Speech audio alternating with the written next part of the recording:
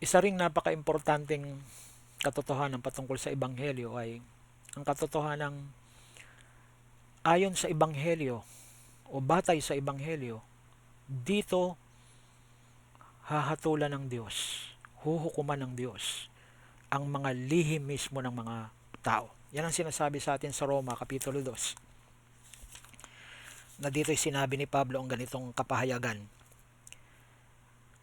Sa verse, sisimulan ko ang pagbasa sa verse 14, sapagkat kung ang mga hintil na walang kautusan sa katutubo ay nagsisigawa ng mga bagay ng kautusan, ang mga ito na walang kautusan ay siyang kautusan sa kanilang sarili, na nangagtatanyag ng gawa ng kautosang nasusulat sa kanilang puso na pinatototohanan nito pati ng kanilang budhi. At ang kanilang mga pag-iisip ay nangagsusumbungan o nangagdadahilanan sa isa't isa. Sa araw na hatulan ng Diyos ang mga lihim ng mga tao ayon sa aking ebanghelyo sa pamamagitan ni Hesus Kristo.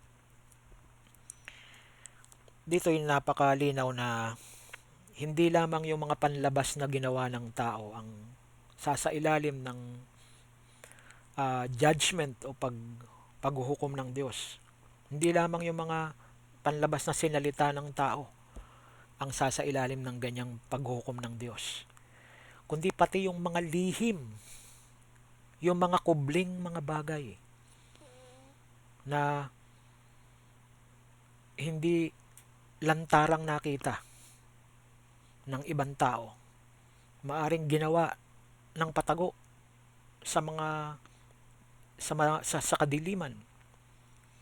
Maaring mga lihim ito, mga kubling mga bagay na sa isip at sa pinakakaibuturan lamang ng puso, doon ito inalagaan. Ngunit dumarating yung sandali ng paghukom ng Diyos. Paghuhukom na kanyang isasagawa, isasakatuparan sa pamamagitan ng Panginoong Hesukristo, na siyang nag-iisang tao na kanyang hinirang para kasangkapanin sa paghuhukom na to. Ngunit dapat natin mapansin na ang paghuhukom na to ay isasagawa ng Diyos ayon sa aking ebanghelyo. Ang nagsasalita ng salitang yan ay si Pablo, kaya ito ay ayon sa ebanghelyo ni Pablo. Bakit sinabi ni Pablo ang ebanghelyong ito ay aking ebanghelyo o kanyang ebanghelyo, ebanghelyo ni Pablo? Ang kapaliwanagan niyan ay naririto sa Roma 1:1. Sabi ni Pablo, si Pablo na alipin ni Hesukristo na tinawag na maging apostol, ibinukod sa ebanghelyo ng Diyos. Paul, a servant of Jesus Christ, called to be an apostle, separated unto the gospel of God. Meron lamang iisang apostol na ibinukod ng Diyos para sa napaka-importanting layunin ito na maging behikulo ng pag-re-record ng ebanghelyo. Sapagkat kung titingnan natin sa buong kaganapan ng layunin ng Panginoong Diyos, ang ebanghelyo ay nabigyan lamang ng lubos na pagpapaliwanag dito lamang sa mga sulat ni Apostol Pablo.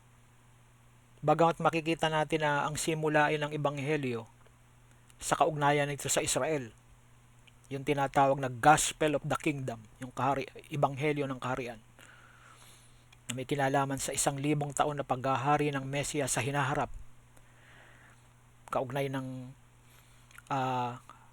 restored Israel. Kapag ang Israel ay naibalik na sa tamang kaugnayan sa Diyos, sila ay paghaharian ng kanyang Mesiyas sa loob ng 1,000 taon. Yun ang Gospel of the Kingdom.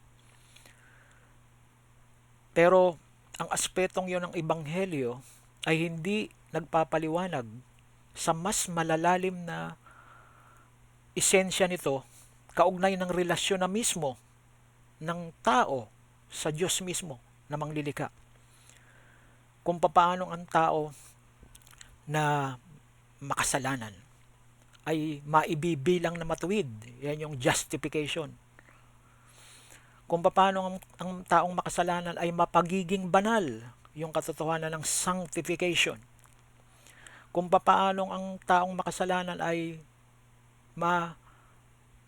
mabibigyan ng estado ng pagiging son of God, sons and daughters of God. Yung salitang weothesia na si Pablo lamang ang gumamit, na may kinalaman sa posisyon ng pagiging mature na anak ng Diyos, gaya ng ating Panginoong Kristo. Kung paano mapapasa tao yon. At kung paano ang espiritu ng pagkukupkop ay mananahan sa tao. Ang lahat ng mga ito ay mga malalalim na aspeto ng katotohanan ng Ebanghelyo na pinagkatiwala lamang ng Panginoong Hesukristo kay Pablo na maisulat at ganon din na maipangaral. Kaya sa ganyang pagpapakahulugan, ang Ebanghelyo ni Pablo, hindi dahil sa tungkol kay Pablo to, hindi rin dahil sa si Pablo ang tagapagligtas, no. Si Hesukristo lamang ang nag-iisang sentrong paksa ng Ebanghelyo. Ang ginawa ng Panginoong Hesukristo na pagsunod sa kautusan at yung kanyang perpektong buhay at ganon din ang kanyang perpektong sakripisyo sa krus nang mamatay siya ron at nang siya'y malibing at muling mabuhay. Diyan umiinog ang Ebanghelyo. Ngunit ang bihikulong pinagkatiwalaan upang ipaliwanag sa atin ang kahulugan ng krus ni Kristo at ang koneksyon nito pabalik kay Adan, sa kasalanan ni Adan. Walang nagpaliwanag yan. Ang patungkol sa unang Adan at huling Adan, kundi ang Apostol Pablo lamang. Hindi dahil sa si Pablo ay may ano pa mang kahigitan sa mga apostol. Sabi pa nga niya, siya ang kaliit-liitan, ang kababababaan sa lalong mababa sa lahat ng mga banal. Siya hindi karapat-dapat man lang natawaging apostol sapagkat pinag-usig niya ang iglesia ng Diyos. Ganun na lamang ang pagka-realize ni Pablo na talagang hindi siya karapat-dapat kung sa sarili lang niya. Na ano pat sinabi nga niya na siya ang pangulong makasalanan, chief of sinners, pinakapangulo, pinakahepe, pinakapangunahin sa mga makasalanan. Ngunit sinadya ng Diyos na si Pablo ang kasangkapanin sa ganitong misyon. Siya na hindi karapat-dapat upang hindi si Pablo ang mapapurihan, kundi ang mapapurihan ay ang Diyos at ang kadakilaan ng kanyang biyaya. Ang biyaya niya na pumili, tumawag, at makapagliligtas sa hindi karapat-dapat. At ito'y nagpapakita na talagang ang tunay na napakabuting balita ito, sapagkat minamagnify nito ang gawa ng Diyos at hindi ang gawa ng makasalanang tao. Dinadakila rito ang kapangyarihan, ang karunungan ng Diyos na nakapagsasagawa ng imposible. Kung kaya't ang sabi ni Pablo, sa batayan pa rin ito ng Ebanghelyo, diyan din hahatulan ng Diyos, maging ang mga kubling mga bagay ng mga tao, ang mga lihim ng mga tao. Doon sila susukatin at susuriin, kikilatisin yung mga lihim na yon ng mga tao. At base sa Ebanghelyong ito, doon makatatanggap ang hatol ang bawat tao at yung kanilang mga lihim ng sang-ayon sa perpektong katarungan ng Diyos. Sa pinakahuli, nangangahulugan na ang pag-aaring ganap at ang pagpapakabanal, yung justification at sanctification, ay pawang ayon lamang sa ebanghelyo natin uh, makikita sa pinaka-esensya at pinaka-saligan nito.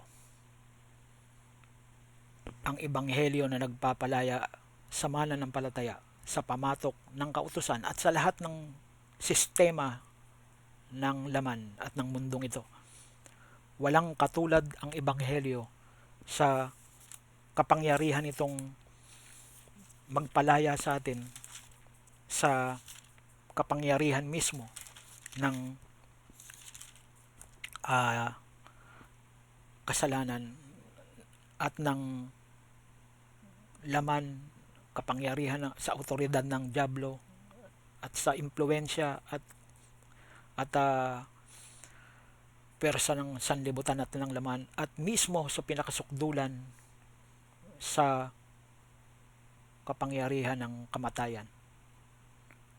Ang Diyos ang kumasangkapan sa kanyang anak na si Jesucristo upang maging posible ang lahat ng ito. At ginawa niyang sa loob ng ebanghelyo ay malathala at maipaalam sa atin ang napakadakilang mensaheng ito. Kaya ang sabi ni Pablo sa unang Timoteo 1:5, ngunit ang kinauuwian ng bilin ay ang pag-ibig na nagbubuhat sa malinis na puso at sa mabuting budi at sa pananampalatayang hindi pa imbabaw, na pagkasinsay ng iba sa mga bagay na to ay nagsibaling sa walang kabuluhang pananalita, na nagsisipagnasang maging mga guro ng kautusan, bagaman hindi nila natatalastas kahit ang kanilang sinasabi, kahit ang kanilang buong tiwalang pinatutunayan. Datapwat nalalaman natin na ang kautusan ay mabuti kung ginagamit ng tao sa matuwid. Yamang nalalaman ito na ang kautusan ay hindi ginawa dahil sa taong matuwid, kundi sa mga walang kautusan at manggugulo, dahil sa masasama at mga makasalanan, dahil sa mga di banal at mapaglapastangan, dahil sa nagsisipatay sa ama at sa nagsisipatay sa ina, dahil sa mga mamamatay tao, dahil sa mga nakikiapid, dahil sa mga mapakiapid sa kapwa lalaki, dahil sa mga nagnanakaw ng tao, dahil sa mga bulaan, dahil sa mga mapagsumpa ng kabulaanan, at kung mayroon pang ibang bagay laban sa mabuting aral, ayon sa ebanghelyo ng kaluwalhatian ng mapagpalang Diyos na ipinagkatiwala sa akin. Dito ipinaliliwanag sa atin ni Pablo ang isang napakahalagang katotohanan, na ang ebanghelyo ng biyaya na ipinagkatiwala sa kanya ng Diyos ay isang napakahalagang katotohanan na hindi pwedeng ihalo sa kautusan ni Moises at maging sa ano pa mang kautusan na ginawa ng sino pa mang mortal dito sa ibabaw ng lupa. Ang ebanghelyo ay may independenteng katayuan at may kasapatan ito na hindi nangangailangan ng suporta o ayuda ng ano pa mang kautusan, maging ng kautusan ng matandang tipan o ng kautusan at tuntunin ng ano pa mang relihiyon. Ang ebanghelyo ay sapat na, sapagkat ang nilalaman nito ay ang ating Panginoong Jesucristo. At ang Kristong yon ng Diyos ay Kristong nagdadala sa atin ng isang kumpletong kaligtasan. So ibig sabihin, sa pagkahayag ng katotohanan ito, ang isang nananampalataya ay tunay na pinawawalang sala. Ibinibilang ng Diyos na matuwid, sapagkat ang mismong katuwiran ni Kristo ang ibinibilang na nagiging katuwiran ng isang nananampalataya. At ganun din, ang isang nananampalataya ay ipinagkakalooban ng banal na Espiritu, ng Espiritu Santo, na nagsisilbing pinakasilyo ng pagmamay-ari ng Diyos sa nananampalataya. Banal na Espiritong mananatiling nananahan sa mananampalataya, hindi lamang dito sa buhay na ito, kundi hanggang doon sa mga paparating pang mga panahon sa kaharian ng Diyos, at hanggang sa magpakailanman.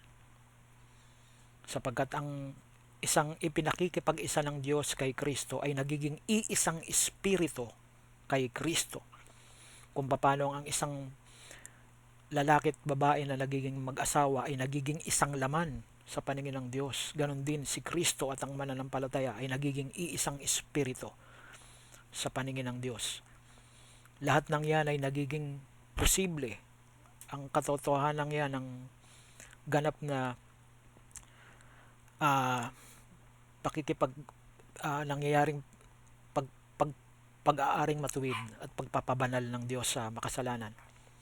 Nagiging posible yan sapagkat ang ginawa ng anak ng Diyos dun sa krus ay isang kumpleto sapat na gawa para sa ganap na ikaliligtas at sa ikatatanggap ng buhay na panghabang panahon, at hindi lamang ng tinatawag na Aeonian life o buhay na panghabang panahon, kundi maging yung tinatawag ng banal na kasulatan na immortality at incorruptibility, yung kawalang kamatayan at yung kawalang kabulukan, na yun yung nagiging kalubusan ng pagpapala na daladala ng Ebanghelyo. At sa pagdating ng moment na yon na marirealize ang buhay immortal sa sangkatauhan, yun din yung moment na tayo ay magiging ganap na lubos na kalarawan, tunay na kawangis ng anak ng Diyos na si Jesucristo. Yun yung moment na mismong ang kamatayan na hindi nakakailanganin bilang instrumento ng pagtutuwid at disiplina, instrumento ng judgment, hindi nakakailanganin ng kamatayan, kaya't ang kamatayan ay lilipulin rin bilang pinakahuling kaaway. Ito ay pawawala ng bisa na, upang ang maghari na lamang at ang matira ay ang buhay, ang matira ay ang katuwiran ng kabanalan, ang walang katapusang kagalakan sa piling ng Diyos Ama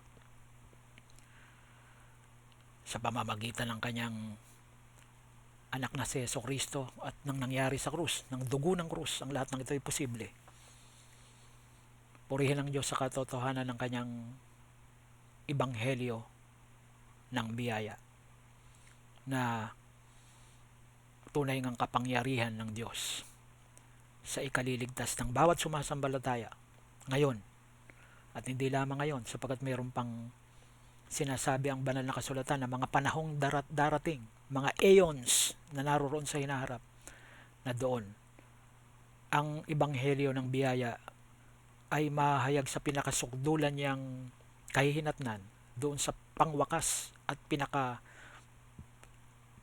ganap na rekonsilyasyon maging ng lahat ng mga bagay na nasa langit at ng mga bagay na nasa lupa. Gaya ng sinasabi sa atin sa Colosas 1:20, sa pamamagitan ng dugo ng kanyang krus. Sa Diyos lamang ang lahat ng kapurihan at kaluwalhatian, at manatili tayong ang pagtitiwala lamang at pananampalataya natin ay sa Diyos lamang at sa kanyang anak na si Jesucristo. Sa Diyos lamang lagi ang kapurihan at kaluwalhatian,